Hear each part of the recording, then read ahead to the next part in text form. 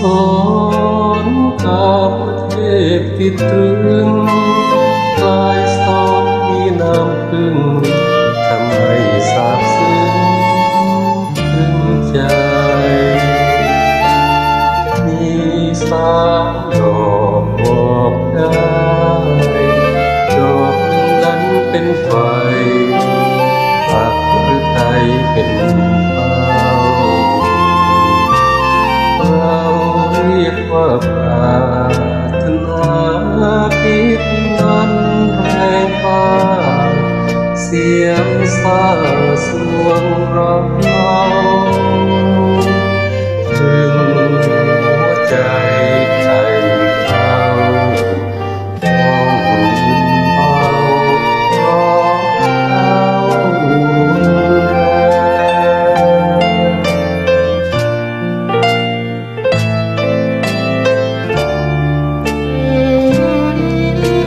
สอนการเทศลีลา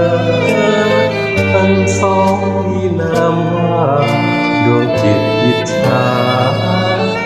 ชัดแท้ความถึงเท้าแทรกแซงคุณแต่คิดข้างแฝงเฝ้าระแวงกันไป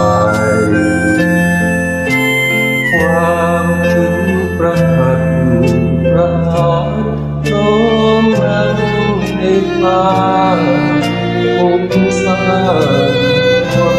มใจหัวเขาชิงแย่งไปปกป้องไว้มิให้แรงรา